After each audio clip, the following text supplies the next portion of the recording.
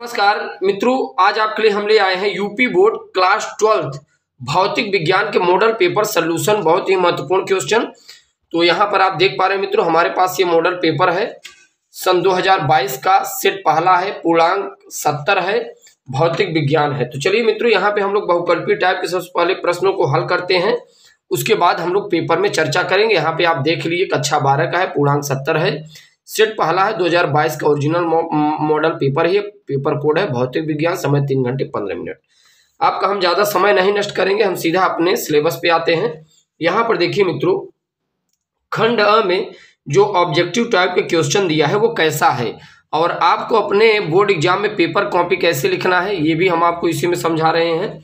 यहाँ पर आप ध्यान दीजिएगा, एक प्रत्यावर्ती धारा परिपथ में धारा I बराबर I नॉट, एक प्रत्यावर्ती धारा परिपथ में धारा I बराबर I naught sine omega t minus pi upon 2 प्रवाहित है। ध्यान दीजिएगा, एक प्रत्यावर्ती धारा परिपथ में धारा I बराबर I नॉट, यहाँ पर देखिए sine omega t minus pi upon 2 प्रवाहित है। परिपथ के सिरों के बीच प्रत्यावर्ती विभव E बराबर E not sine omega T लगाया जाता है, तो परिपथ में व्यय शक्ति P होगी। इसमें मित्रों कौन सा ऑप्शन सही है ये आपको बताना है।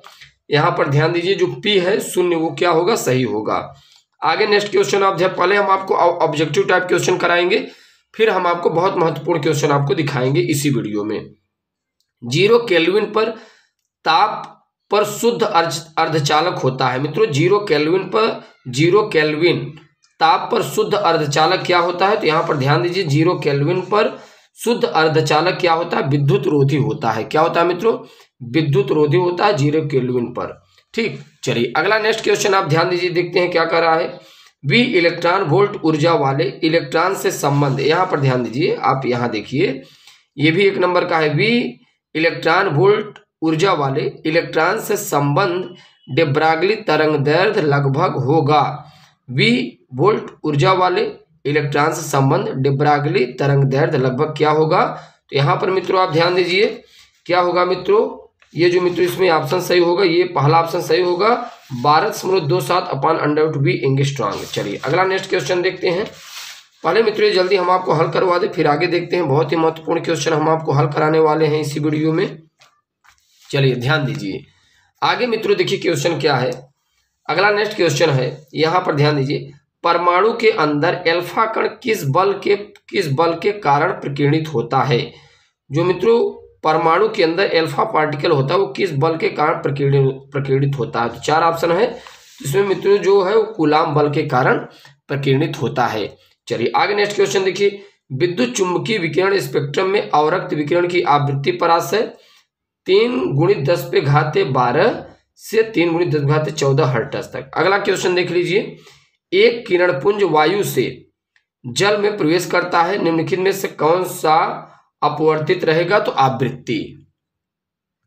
अगला नेक्स्ट मित्रों देखिए, जो आपका मॉडल पेपर का प्रश्नोत्तर संख्या 2 है, 2 का यहाँ पर देखिए खंड ब का प्रश्नोत्तर संख्या 2 का क का देखिए किस टाइप के क्वेश्चन पूछा गया है। और ऐसे क्वेश्चन की मित्रों आपको जबरदस्त तैयारी करनी चाहिए, क्योंकि बोर्ड एग्जाम में ऐसे क्वेश्चन अक्सर पूछे जाते हैं। एक अल्फा कण 15 × 10⁴, एक अल्फा कण 15 × 10⁴। यहाँ पर देखिए neutron coulomb inverse, right, Newton coulomb inverse विद्युत क्षेत्र में स्थित है, उस पर लगने वाले बल की गणना करना है।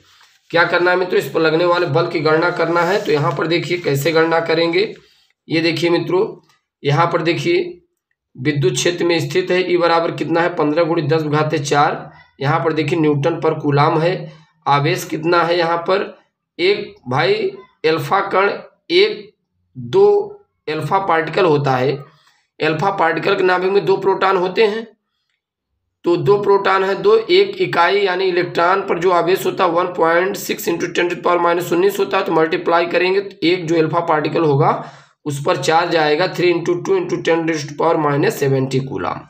अब यहाँ पर ये फार्मूला लगा दीजिए, फार्मूला क्या होता है इसे ये निकालने का, F बराबर Q × E। Q का मान अभी आप निकाले हैं 3.2 × 10⁻14, और यहाँ पर देखिए मित्रों E का मान कितना है 15 × 10⁻4। दोनों को जब आप कैलकुलेट करेंगे तो यहाँ पर देखिए 15 दूना 30, हाथ से लगा 3, 15 तिया 45, 3 48.0 गुणित यहाँ पर देखिए मित्रों ये क्या होगा, घात ये घट जाए, ये घात क्या होगा मित्रों, यहाँ पर 19 होना चाहिए। तो यहाँ पे आप बना लीजिएगा मित्रों ये 17, यहाँ पर देखिए 3.2, 10 घाते माइनस कितना है मित्रों 17 है, 16 दूना 32, एक अंक पे दशमलव। तो मित्रों यहाँ 19 है, 19 में से अगर आप जरा यहाँ मिस्टेक हो रहा है मित्रों, ये देखिए -4 माइनस, तो ये 19 है, 19 में जब ये घटाएंगे तभी आएगा। ठीक, ये आप देख लीजिएगा, हल करेंगे तो इतना आएगा, दशमलव हमने इस साइड किया है इसलिए एक अंक और खींचे भाई, 10 घाते 15 आएगा, -15 आएगा, तो एक अंक दशमलव जब हम इस साइड ले आएंगे तो 10 का भाग देंगे तो ये ऊपर जाएगा, घट जाएगा। चलिए सॉरी, गुणा होगा तो ये घट जाएगा। ठीक, गुणा करने में दशमलव दाहिनी ओर रहता है। आगे ध्यान दीजिए, ये आप देख लीजिएगा।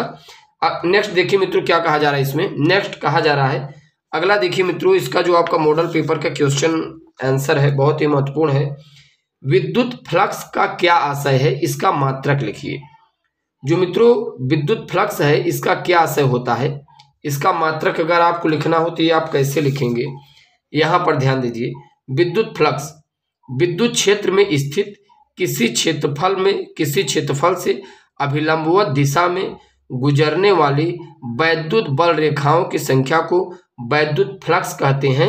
इसका मात्रक वोल्ट मीटर है। क्या है मित्रों, इसका जो मात्रक है, इसका जो यूनिट है वो क्या है, वोल्ट मीटर है। अभी हमने कहा क्या, ध्यान दीजिएगा आप, देखिए विद्युत फ्लक्स का क्या आशय है, इसका मात्रक लिखना है, इसका यूनिट लिखना है। ध्यान दीजिए, विद्युत क्षेत्र में स्थित किसी क्षेत्र से अभिलंबवत दिशा में गुजरने वाली वैद्युत बल रेखाओं की संख्या को वैद्युत फ्लक्स कहते हैं। इसका जो मात्रक होता है वो वोल्ट मीटर होता है। चलिए अगला नेक्स्ट क्वेश्चन मित्रों देखते हैं हम लोग क्या है।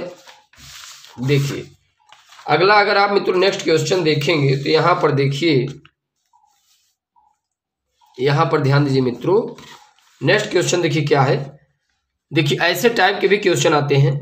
ओमी एवं अनओमी प्रतिरोधों के लिए वोल्टता V तथा धारा I के बीच ग्राफ खींचिए। देखिए ओमी एवं अनओमी प्रतिरोधों के लिए वोल्टता V तथा धारा I के बीच ग्राफ खींचना है।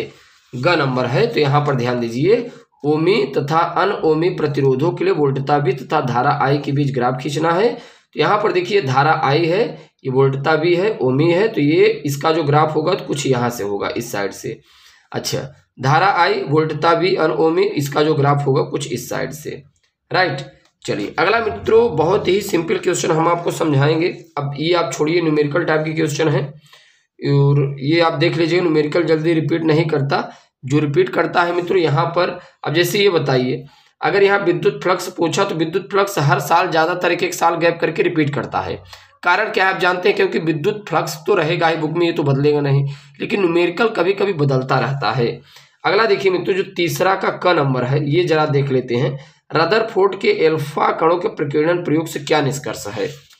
तो देखते हैं मित्रों, रदरफोर्ड के एल्फा कणों के प्रकीर्णन प्रयोग से क्या निष्कर्ष है। यहाँ पे ध्यान दीजिएगा, परमाणु के अधिकार, भाई रदरफोर्ड ने जब परमाणु पर एल्फा कण की बौछार कराई तो रदरफोर्ड ने देखा कुछ एल्फा कण ऐसे थे जो बिना विचलित हुए सीधे निकल जाते हैं, कुछ एल्फा कण अपने मार्ग से विचलित हो जाते हैं, और कुछ मित्रों जो एल्फा कण होते हैं, यहाँ पर जरा आप ध्यान दीजिए, हम यहाँ पे फिगर आपको बना के समझा दे रहे हैं। देखिए सपोज मान लीजिए ये परमाणु है और ये परमाणु का नाभिक है, ठीक। जब इसमें एल्फा कण का बौछार कराया जाता है, कुछ एल्फा कण क्या होते हैं, सीधे निकल जाते हैं, राइट। और कुछ एल्फा कण क्या होते हैं, अपने मार्ग से विचलित हो जाते हैं ऐसे। बहुत से एल्फा कणों में से एकाक एल्फा कण ऐसे होते हैं जो परमाणु केंद्र से टकराने के बाद अपने उसी मार्ग में वापस लौट आते हैं, राइट। तो ये मित्रों आप देख पा रहे हैं, रदरफोर्ड ने इस पर क्या बात बताई। कुछ एल्फा कण ऐसे होते हैं जो बिना विचलित हुए सीधे निकल गए, जिससे परमाणु का कुछ भाग रिक्त है। कुछ एल्फा कण सीधे जा रहे थे, अपने मार्ग से विचलित हो जाते हैं, जिससे स्पष्ट है परमाणु का कुछ भाग धनावेश या ऋणावेश द्रव्य से भरा है। बहुत से एल्फा कणों अर्थात 1000 एल्फा कणों में से एकाक एल्फा कण ऐसा होता है जो परमाणु के केंद्र से टकराने के बाद उसी मार्ग में वापस लौट आता है। इससे यह स्पष्ट होता है परमाणु का समस्त द्रव्यमान लगभग समस्त भार उसके केंद्र में संचित होता है, जिसे परमाणु का नाभिक कहते हैं। तो मित्रों इसी प्रकार से परमाणु नाभिक की भी खोज हुई थी।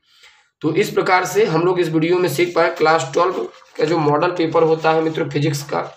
और चैनल को आप जरूर सब्सक्राइब कीजिएगा। जय हिंद।